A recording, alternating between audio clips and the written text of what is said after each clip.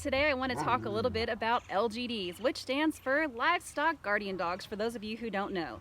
Now, whether you are seasoned at owning an LGD or you are brand new to it, I'm hoping that these little tips and tricks and advice on getting your first puppy or your second or third puppy will help you out a little bit. First of all, patience, patience, patience. I cannot stress enough on how important it is to have patience, both for you and for your new little puppy. So with that being said, please keep in mind that these guys, as cute as they are, they're going to get really big really fast, and they're not going to look like a puppy, but they are a puppy until they're about 2 years old. I've had multiple people buy puppies from us, and even though I have warned them not to ever put an untrained, or I would say more uneducated, LGD puppy with lambs or kids or even poultry, something that's small, I'll get calls, hey, my puppy's chasing the poultry, or they're chasing the baby goats and they got rough and they may have killed one. Well, do you have an older LGD with them? Most of them say no. And I also warn them, don't leave them unsupervised until they are at least 1.5 years, preferably 2 years old. So please remember, they're a puppy till they're 2. So once they hit 2, you're gonna kind of like wake up one day and they're just gonna be matured, and you're gonna be like, where did this dog come from? Like, they're amazing. They might get on your absolute last nerve up until that point, but please have patience. You have to remember, they're little and they're learning just like you are. So the next thing I want to talk about is a little bit about vaccinations.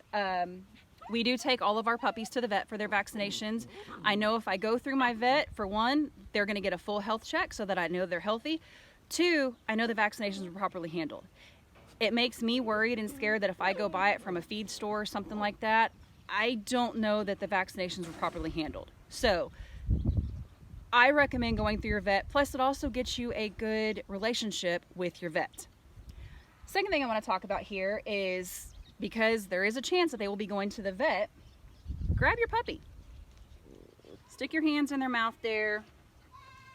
Grab on those legs, grab the ears, look in those ears, do all that stuff. Because when these guys are 130, 150 pounds and they've never had any of that done to them, it's going to be really hard. And you don't want a chance you or your vet or anybody else getting bit or hurt. So start doing that now as a puppy. Just, when you're playing with them, kind of stick your hand around, show those teeth, hands all over them. Get your puppy used to being handled. I do start minor leash training when they're little. That way, if they do have to go to a vet, they're not going to be like flipping and, again, chancing hurting themselves or somebody else. We don't want that to happen to anybody. So that goes to the next thing. Our puppies are very, very, very well socialized. I'm in the pen with them, my husband is, my kids are. I encourage my kids to come in here and play with the puppies as often as possible. Yes, we do want them to work, which is why they are born and raised in the pens with sheep and goats. From the day they're born, they're with sheep and goats. But I want them to be well socialized. We have so many people that come up here, to buy sheep, goats, whatever it is, and a little one, not understanding dogs yet, jumps out of their vehicle and, oh my gosh, look at that big dog, it looks like a horse, and they run straight up to the pen and stick their hands in. I can't chance somebody getting bit.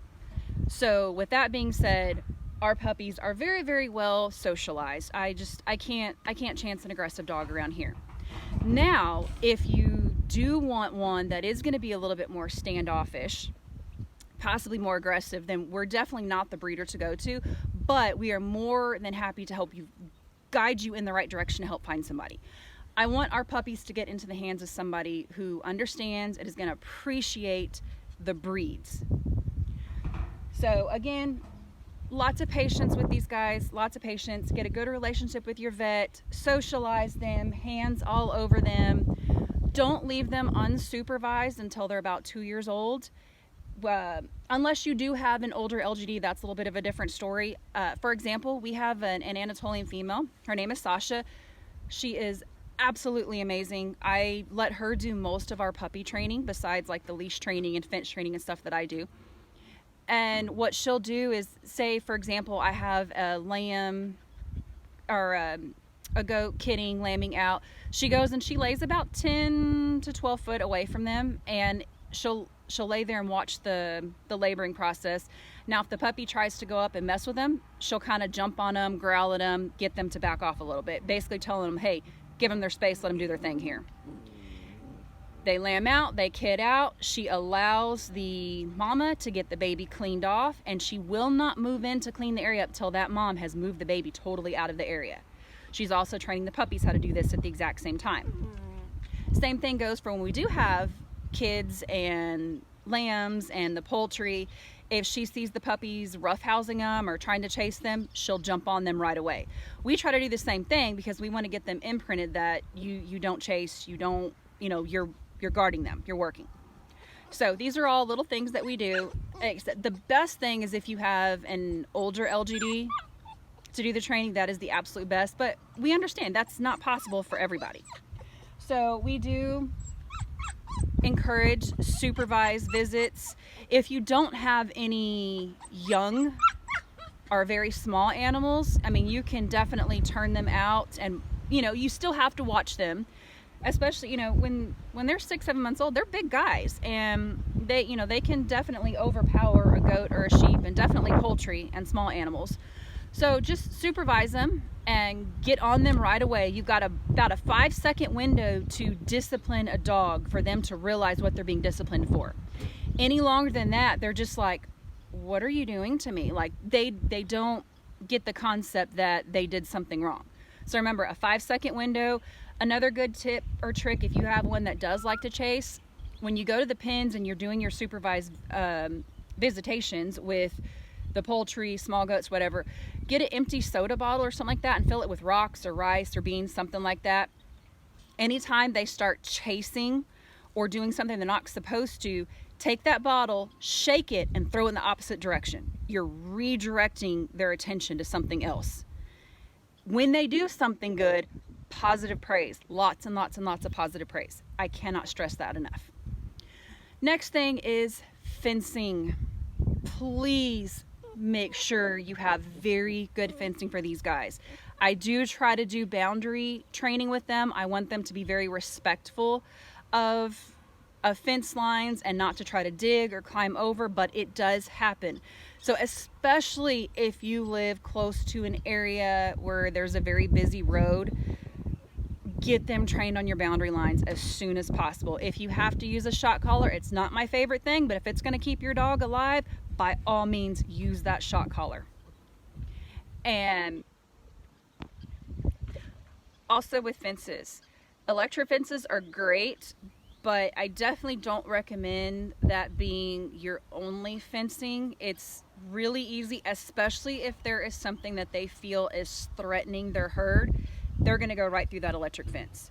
So definitely electric fence is good to have as like a secondary fence. Like we have a 4x4 sheep and goat panels and the 4x4 sheep and goat fencing on our whole property, and we've got one electric fence that goes along the bottom. That's great. You could also put one along the top if you have one that has a tendency to be a climber, but don't do straight electric fence. And for goats it doesn't work either. Anyway, really good fencing, pay attention to little stuff like that. Socialize your little guys, get in there, get hands on them, get a good relationship with your vet. If y'all have any questions, please feel free to PM us directly. We are here to help you out. We don't want you to get discouraged, and we will help encourage you along the way. If you get to a point where you feel like you're stuck and this just isn't working out, give us a call, shoot us a text, shoot us a PM, DM. We're here to help you out.